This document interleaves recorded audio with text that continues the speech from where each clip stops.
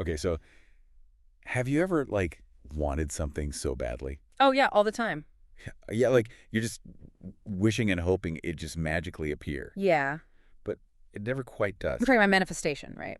Yeah. Exactly. Yeah. Manifestation. I'm with you. We're Yeah. diving deep into that today. Awesome. So we've got this really cool summary of Roxie Nafousi's book, How? Manifestation, 7 Steps to Living Your Best Life. Mm-hmm. And then we've got some extra, like, techniques and stuff on manifestation from a different source. Cool. We're going to kind of try and put it all together and, like, see if we can really Yeah, break it down. break it down, yeah, and figure out what it's all about. Yeah, love it.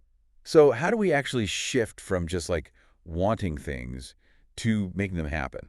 So I think one of the coolest things about manifestation is like it's got this kind of like a mix of psychology and personal development and maybe like a little bit of cosmic mystery. Right. But at its core, it's really about Well, it's got to be grounded in something, right? yeah, totally. And it's like grounded in how our thoughts influence our reality. Okay, so that makes sense. So, like, if I'm thinking I want this thing, Yeah.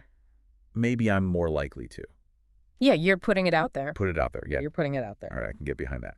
So both of the sources that we're looking at, Yeah. they're, like, really big on having these crystal clear goals. Yeah. Not just like, I want to be rich, No specifics. specifics, Sure. like a full-on blueprint. Yes. Like if you were telling the universe, hey, I want this. This is what it looks like. The universe needs the blueprint. Yeah. Why is that so important? Well, I think it's like the difference between just daydreaming and actually setting an intention. Okay. It's that moment where you go from passive to active, right? Like that.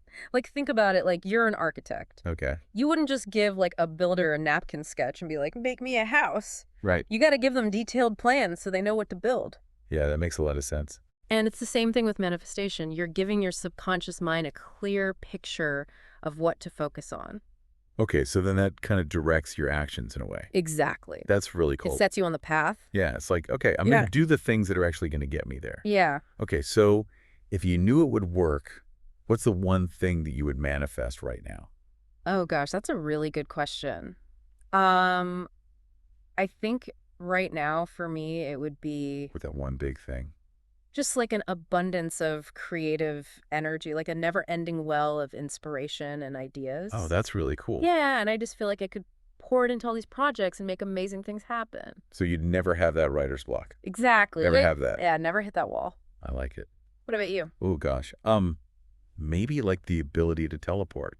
Oh, that'd be awesome. Yeah, I think that would be Kick the trash. skip all the traffic. Yeah. I could travel the world. The possibilities are endless. Yeah, it would be really, really cool. So much time saved. Yeah. All right, so we've set our intentions. Yes. We know what we want. We're putting it out there. We're putting it out there in the universe. To the universe. But how do we know it's actually going to work? Right. So that kind of leads us to this whole idea of visualization. Yeah. Both sources we're looking at talk about it, Mm-hmm. but they make it clear that it's not just some passive daydream. Right. Like it's not just, Yeah. oh, I see myself on a beach somewhere. You know. No. It's so much deeper than that. Deep. Okay, so what is it?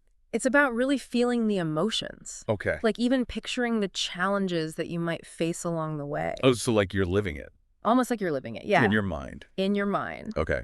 Nafousi uses this really cool analogy of Olympic athletes.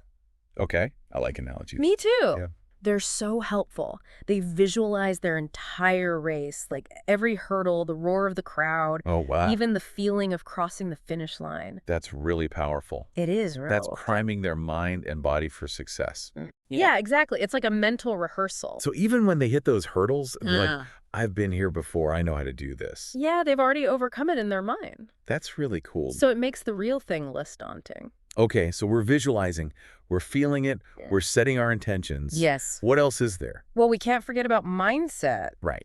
This is huge. Nafousi's big on positivity and gratitude. Yeah, she really emphasizes that. Yeah, and I think sometimes that can sound kind of like, Yeah. a little bit, but But there's got to be something to it, right? there's actually like neuroscience behind it. Really? Yeah, her book cites these studies that show that practicing gratitude literally increases activity in the brain's reward centers. Wow, so it's like literally changing your brain. It's rewiring your brain for positivity. Okay, I like that. So you experience more positive emotions, less stress, Okay. which helps you stay open to opportunities. So being thankful can actually help you manifest things. Yeah, because when you're feeling good, you're attracting more good things. That makes a lot of sense. It's all about aligning your energy Oh, yeah. with what you want to manifest. So I'm like sending out these positive vibes, Exactly. and then good things are coming back. Yeah, it's like a magnet, That's really cool. attracting all the good stuff. All right, so we're feeling good, we're thinking positive thoughts, we're visualizing. Yes. But both sources say you got to take action too. Right, it's not enough to just sit around and wish for things. So it's not magic. No, it's not magic, unfortunately. So what kind of action are we talking about? Well, the other text we're looking at talks about breaking down your big goals into these smaller, actionable steps. Well, so micro actions. Micro actions, yeah, bite-sized pieces. Because that can feel less overwhelming, right? Totally. And each step you take, it reinforces your intention and it creates this feedback loop of success. I like that feedback loop. Yeah, you take one step, it motivates you to take the next step, and so on. It's like momentum. Exactly. You build momentum towards your goal. That's really cool. It's like you can manifest a delicious meal all you want, Okay. but at some point you got to actually cook it. Yeah, you got to go to the grocery store. Exactly. You got to prep the ingredients. You got to follow the recipe. You got to do the work. You got to do the work. I can get behind that. So what's one tiny step that maybe our listeners could take today? Ooh, today that aligns with what they want to manifest. Yeah, just one little thing. That's a great challenge. I love that. I would say maybe just write down your goal, like physically write it down on a piece of paper. Okay. Make it real, make it tangible. So get it out of your head. Yeah, get it out of your head and into the physical world. Yeah, I like that. And then maybe even just identify one small action you can take today to move towards that goal. One little step. One tiny step, even if it's just like 5 minutes of research or making a phone call or sending an email. Awesome. Love that. Just get the ball rolling. Okay, so we've talked about setting intentions, visualizing, thinking positively, taking action. But there's this other piece that both sources talk about that I think can be a little bit tricky. Yeah. What's that? Limiting beliefs. Oh, those are the worst. Yeah, those can really get in the way. They can totally sabotage your efforts. Yeah, like the fear of failure, self-doubt, that voice in your head that's like, you're not good enough, you can't do this. Yeah, we all have that voice to some extent. Yeah, and I think sometimes it can be really loud. It can be super loud and it can be really hard to ignore. Both sources say that those limiting beliefs, they're like major roadblocks to manifestation. Yeah, they're like having the best car in the world. Okay. But the emergency brake is on. Yeah, you can't go anywhere. You're stuck. Yeah, so how do we deal with these limiting beliefs? Well, Nafousi, she has some really great techniques for combating this. Okay, I'm listening. She dives deep into how these beliefs often stem from past experiences. Oh, so stuff that happened to us. Yeah, maybe even childhood stuff that we've internalized and we carry with us. Right, these things become these like deeply ingrained beliefs. So it's like our subconscious is like, no, you can't do that because this happened before. Exactly. Okay, that's scary. Yeah, it's tough. But the good news is we can change those beliefs. Okay, so we can rewire. We can rewire our thinking. Yeah, I like that. So what are some of those techniques? Well, one of the things she suggests is actively challenging those beliefs. Okay, so how do you do that? Like when you notice that negative self-talk popping up, Yeah. ask yourself, is this belief really true? So question it. Yeah. Right. Put it on trial. Like gather evidence for and against it. Interesting. And then replace that negative self-talk with positive affirmations. Okay. So instead of saying, I'm not good enough, Yeah. you say, I am capable and worthy. So you're like replacing those negative thoughts with positive ones. Exactly. Brick by brick. Brick by brick, you're building up your self-belief. Okay, so we're setting intentions, we're visualizing, we're being positive, we're taking action. We're dealing with our limiting beliefs. That's a lot. It is a lot. It's a journey. But then sometimes it's like things just aren't happening fast enough. Yeah, that's the hard part. And then you start to get like Impatient. yeah. Frustrated. Frustrated. Yeah, totally normal. Yeah.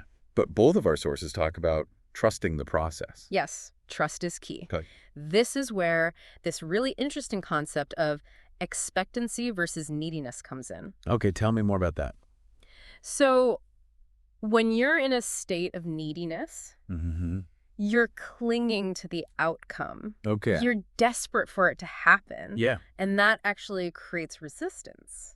Really? Yeah, because you're sending out this energy of lack and doubt. So it's like, I don't have it, I don't have it, I don't have it. Exactly. And the universe is like, okay, you don't have it. It's like a self-fulfilling prophecy. Yeah. So how do we shift from that neediness to expectancy. It's about aligning your energy, Okay. believing that what you want is already on its way, Okay. and then letting go of the how and when. So it's like, I don't know how it's going to happen.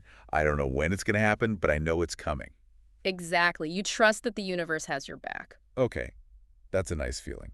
It is. It's like a feeling of surrender, but also excitement. So it's not like giving up. No, it's not giving up. It's more like letting go of control. Okay. That makes a lot of sense. Yeah. So we're trusting the process. We're feeling good. We're taking action. Yeah. But are there any tools that can help us kind of stay focused on our goals and kind of reinforce those intentions? Yeah, definitely. Both sources mention things like vision boards. Okay, I've heard of those. Yeah, they're really popular. So what exactly is a vision board? It's basically a visual representation of your goals and dreams. Okay, so like a collage. Yeah, like a collage of images and words that inspire you and represent what you want to manifest. And that just like keeps it top of mind. Exactly. It's a visual reminder. So you're seeing it every day. Yeah, you can put it up in your bedroom or your office. And that's sending those messages to the universe. Yeah, it's like a constant affirmation of your desires. And it's fun to make too. It is. It's a creative process. So what about any other daily practices that can kind of help us stay aligned with our manifestation goals? Yeah, journaling is a great one. Yeah. Just taking a few minutes each day to write down your thoughts and feelings and your gratitudes. Okay. It helps you to stay focused and positive. Yeah, like what you're thankful for. Exactly. Yeah. And meditation is also really powerful. Okay, so quieting the mind. Quieting the mind, connecting with your inner self. Yeah. It helps you to release any negative energy and create space for the good stuff to flow in. Awesome. I like It's that. all about raising your vibration. All right, so we've covered a lot of ground today. We have. But I think it's safe to say that manifestation is this really cool combination of mindset, action, and trust. I agree. It's about getting clear on what you want, believing in yourself, taking aligned action, and letting go of the how. Beautifully said. And I think that's where the magic really happens. That's when you become a co-creator of your reality rather than just passively wishing for things. I love that. It's empowering. So if you could design your ideal life, what would it look like? Oh, wow. What's that picture? That's a big question. Yeah. I think for me, it would be a life filled with purpose and passion where I'm constantly learning and growing and surrounded by people I love. That's beautiful. And of course, some travel sprinkled in there. Yeah. Got to have the A travel. little bit of adventure. So hold that picture in your mind. Take that first step. And for a more in-depth look at this whole 7-step process, check out Nafousi's book. Yeah, it's packed with great advice and practical exercises. All right. Keep manifesting, everyone. Until next time. Bye. Bye.